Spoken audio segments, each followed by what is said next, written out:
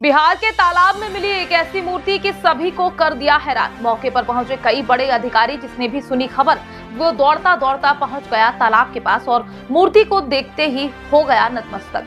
ग्रामीणों ने मूर्ति को लेकर कहा, यहीं पर स्थापित होगी मूर्ति, तो अधिकारी बोले नहीं, इस मूर्ति को ले जाएंगे संग्रहालय। लेकिन इसके बाद लिया गया वो निर्णय जो आपको भी कर देगा हैरान। कुछ लोगों को तालाब में एक ऐसी मूर्ति मिली है कि उनकी आंखें फटी की फटी रह गई। जिसने भी इस मूर्ति की चमक और बनावट को देखा, वो शोर मचाते हुए पूरे गाँव में इस मूर्ति का गुणगान गाने लगा। ये गुणगान सुनते ही स्थानीय ग्रामीण समेत अन्य गांव के लोग भी इस तालाब के आसपास पहुंचने लगे। देखते ही देखते यहाँ पर हजारों की संख्या में लोग जमा होने लगे।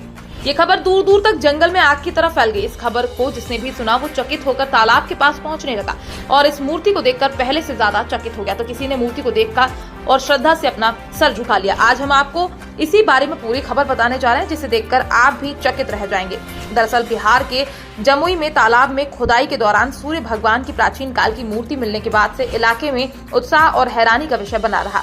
जानकारों ने बताया कि ये प्रतिमा करीब 1500 से 1600 साल पुरानी है। तो वहीं इस प्रतिमा को ग्रामीणों ने गांव की संपत्ति बताते हुए गांव में ही रखने की बात कहते हुए नजर आ रहे हैं। तो वहीं प्रशासन इसे संग्रहालय में रखने की बात कहता नजर आ रहा है। फिलहाल ग्रामीणों की जिद के सामने प्रशासन को बैकफुट पर आना पड़ा। ग्रामीणों ने तत्काल सूर्य भगवान की प्राचीन मूर्ति को गाँव के एक मंदिर में रखकर पूजा करनी शुरू कर दी।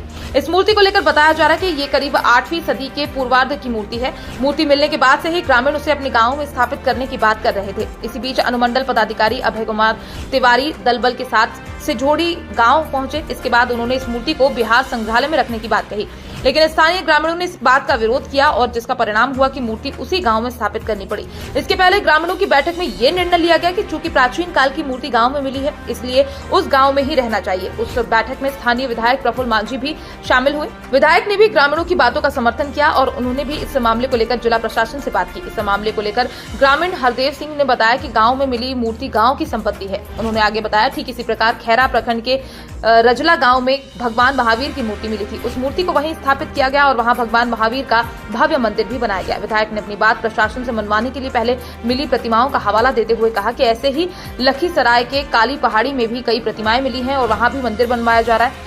सिझोड़ी गांव में भी भगवान भास्कर ने दर्शन दिए हैं, ऐसे में यही उनका मंदिर बनाया जाएगा। विधायक ने आगे बताया कि अगर जिला प्रशासन मूर्ति को गांव से जबरन ले जाना चाहेगी तो ग्रामीण उसका विरोध करेंगे और मूर्ति ले जाने से पहले 10,000 ग्रामीणों को साथ ले जाना पड़ेगा।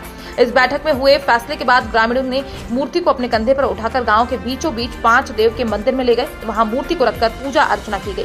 सूर्य भगवान की मूर्ति मिलने के बाद से ही गांव में भक्तिमय माहौल बना नजर आया। इस मामले को लेकर स्थानीय ग्रामीणों का कहना है कि हमारा सौभाग्य है कि हमारे गाँव में भगवान भास्कर की मूर्ति मिली है। भारतीय पुरातत्व विभाग या बिहार संग्रहालय इस प्रतिमा पर अपना अधिकार जमाना चाहती है। ग्रामीणों ने आगे कहा कि गांव में भास्कर भगवान की मूर्ति को स्थापित कर यहाँ मंदिर बनवाया जाएगा। फिलहाल आपको हमारी ये खबर कैसी लगी, आप अपनी राय हमारे साथ लिखकर साझा कर सकते हैं।